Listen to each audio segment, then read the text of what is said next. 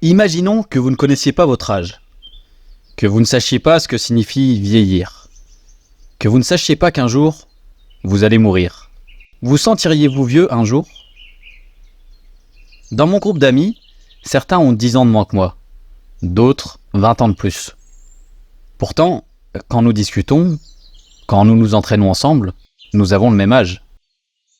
On dit que le savoir est une arme, mais si le détenteur de celle-ci ne sait pas s'en servir, je crois qu'elle peut se retourner contre lui.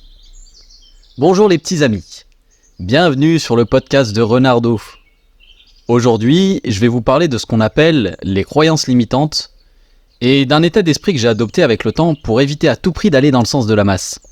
Parce que, comme vous le savez, j'ai une fâcheuse tendance à toujours faire le contraire de ce qu'on me dit. Je parie que certains d'entre vous vont se dire qu'ils ne sont absolument pas concernés par ces croyances limitantes.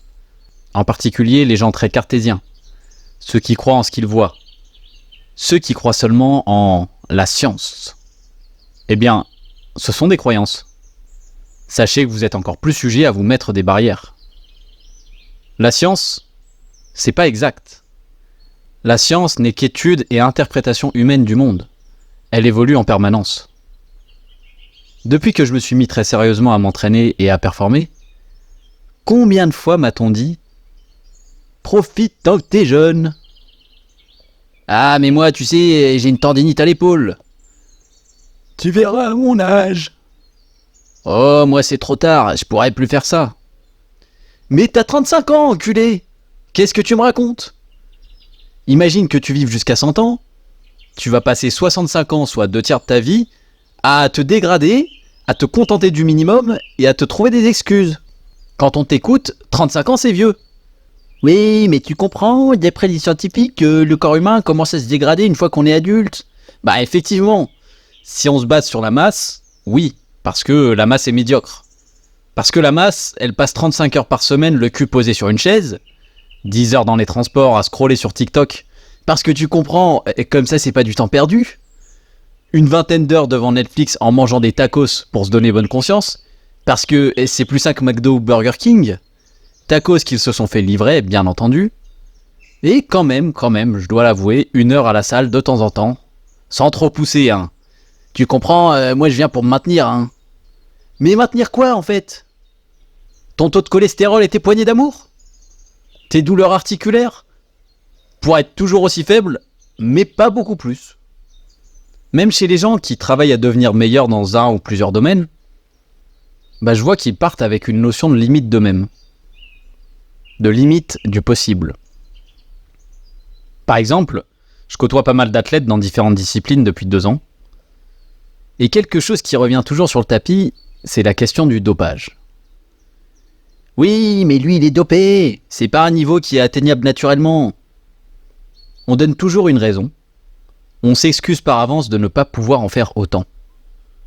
À tel point que certains athlètes non dopés vont être soupçonnés, et encore, par soupçonner, c'est un euphémisme, de dopage.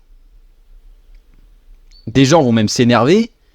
Ouais, il est dopé et il est malhonnête parce que il dit à tout le monde qu'il l'est pas. Du coup, ça vend du rêve, gna, alors que c'est impossible. Mais stop en fait. On s'en bat les couilles. C'est vraiment la seule excuse que vous avez trouvée pour être médiocre ? Vous voyez, je crois que si le dopage n'avait pas été mis en lumière ces dernières années, notamment à travers les réseaux, il y aurait probablement moins de gens balèzes qui se dopent. Par contre, je pense qu'il y aurait beaucoup plus de gens plus forts qui ne se dopent pas. Si on ne savait pas, si on n'avait jamais entendu parler du dopage, si on croyait dur comme fer que ces niveaux nous sont accessibles, on aurait des modèles, certes, dopés, mais on ne le saurait pas, et une limite du possible bien plus éloignée. Vous profitez de ce que dit la science pour ne pas faire, pour rester sur vos acquis, pour ne pas changer. Quand on écoute certains d'entre vous, tout n'est que fatalité. Ah oui, mais de toute façon, quand je vais partir, il restera plus rien. Donc autant être une grosse merde. C'est vraiment le même raisonnement que le mec qui te dit ça sert à rien que je me lave vu que demain je serai sale. Ou ça sert à rien de se mettre au sport vu que je ferai jamais de compétition. D'ailleurs, on m'a souvent demandé si je préparais des compétitions. J'ai répondu non, Et à ça, on me répond bah, pourquoi tu fais ça alors? Et dans le meilleur des cas, ah, c'est juste pour le plaisir alors. Mais vraiment, je m'entraîne pas 3 à 4 heures par jour, juste pour le plaisir. Il y a quelque chose de plus grand derrière, vous vous en doutez. Ou pour rester dans le thème de la fatalité, de cette facilité, j'ai même déjà entendu des gens dire des trucs du genre bah, ça sert à rien d'être fidèle, vu qu'un jour elle va me quitter. Et je vous comprends, tout ça est beaucoup plus facile. Plutôt que de se casser la tête à donner du sens à ce qu'on fait, allons chercher des excuses déjà préparées pour ne pas faire. Vous allez me dire que c'est parce que vous êtes adulte, que vous avez le sens de la réalité, des priorités, des responsabilités, etc., etc. Mais il faut vous rendre compte que c'est un comportement d'adolescent dépressif. L'ado qui traîne des pieds avec les bras qui bandent, des boutons plein la face, les yeux rouges parce qu'il a trop joué à Fortnite et à Minecraft, ou à Clash Royale sur les toilettes parce que, tu comprends, hein, comme ça c'est pas du temps perdu.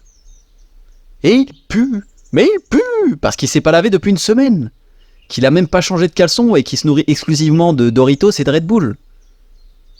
Il est comme ça parce qu'il souffre. Il vient de prendre conscience de la difficulté de la vie, du travail que ça demande pour obtenir les choses. Et là il se dit « Oh merde! À quoi ça sert de vivre si c'est pour souffrir ?» Je vais vous dire quelque chose de très violent. Mais baisser les bras, accepter son sort, c'est le suicide des gens qui n'ont pas le cran de passer à l'acte. C'est se laisser mourir à petit feu. Ou alors, nous avons quelques exceptions, des gens qui aiment profondément une vie de suiveur, pour qui cette vie correspond à leur idéal. En faites-vous vraiment partie? Nous avons tous un idéal. Un idéal de ce que nous voudrions vivre, et surtout de la personne que nous souhaitons être. Ce qui brouille notre vision, la lucidité de notre instinct, c'est que nous observons, nous analysons et interprétons le monde qui nous entoure. Est-ce possible de réaliser mes rêves? Par exemple, dans mon cas, performer toute ma vie? Je compte bien être beaucoup plus fort à 60 ans qu'à 30 ans par exemple. Bah ouais, j'aurais eu 30 années de plus pour progresser. Je ne peux qu'être meilleur. Je compte vivre comme un jeune homme jusqu'à la fin. Garder cette flamme qui m'anime. Tout ça, j'y crois. Je le sens au fond de moi. J'ai le sentiment que c'est possible. Alors, je vais faire ce qu'il y a à faire. Mais ce qui pourrait me faire douter, c'est ce que je sais, ce que les gens me disent. Autour de moi, j'ai pas d'exemple de personnes qui se rapprochent de ce que je vise. Je suis entouré de personnes qui lâchent prise et qui me disent de lâcher prise. Et c'est plus facile, t'as mal aux mains, tu transpires, c'est douloureux. Mais ma vie en dépend. Lâcher prise, c'est mourir. C'est laisser la flamme s'éteindre dans les abysses de la fragilité, de la soumission. Je ne remettrai pas mon destin entre les mains des éléments extérieurs. Alors, il faut continuer de grimper. Chaque mètre parcouru sur cette falaise de la vie, c'est un pas de plus vers cet idéal. Et si j'arrive à atteindre mes objectifs, c'est que je peux viser plus haut. Alors, je continuerai l'ascension. Si le monde entier me dit que c'est impossible, je m'en fous. Tant que moi j'y crois. Vous voyez, j'ai toujours eu quelque chose en moi qui peut, je le pense, être présent chez chacun. Cette chose-là, c'est la foi. Je parle pas nécessairement de religion, même si cela peut prendre cette forme chez certains. Je parle d'une confiance en son instinct. Cet instinct que nous avons inhibé par confort et facilité. Cet instinct qui nous dit que nous sommes là pour quelque chose, que nous avons en quelque sorte un rôle à jouer. C'est quelque chose d'inexplicable, quelque chose que l'on sent et que tout le monde a, même les plus cartésiens d'entre nous.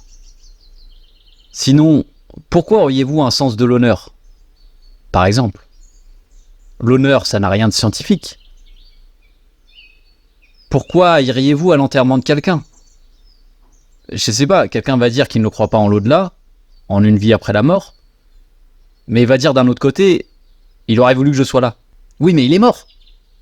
Si tu es fidèle à ton discours, bah comprends bien que tout ça n'a aucun sens. C'est comme dire, je suis sûr, mais dans le doute, Bah alors t'es pas sûr. Pour rebondir, je ne dirais pas que je crois en une vie après la mort. Ou pas nécessairement telle qu'on l'imagine. En fait, ce n'est pas que je n'y crois pas, mais plutôt que j'y crois autant que n'importe quelle autre possibilité. Je crois que nous ne savons rien, ou du moins que nous ne pouvons avoir aucune certitude. Il y a d'ailleurs une citation assez connue du philosophe Confucius qui nous dit « La vraie connaissance est de connaître l'étendue de son ignorance ». De fait, je crois que tout est possible. Nous ne maîtrisons pas et ne maîtriserons jamais les lois de notre univers. Alors, aucune piste n'est écartable. On peut se sentir désemparé en sachant ça, et je vois plutôt ça comme une force. Je crois que telle chose est possible. Alors, allons explorer. On verra bien à quoi ça mène. Le résultat n'est jamais couru d'avance. Dans le pire des cas, j'aurais essayé. Dans un autre, j'aurais réussi. Dans l'idéal, j'aurais dépassé mes attentes. Dites-moi en commentaire ce que vous pensez de tout ça. N'hésitez pas à m'envoyer vos questions. J'essaierai d'y répondre dans le prochain podcast. Partageons au monde ce que nous sommes pour tenter de le changer en étant ce que nous voulons qu'il soit. Je vous parle avec le cœur et j'ai encore tellement de choses à vous dire. Prenez soin de vous. C'était Renardo. À la semaine prochaine.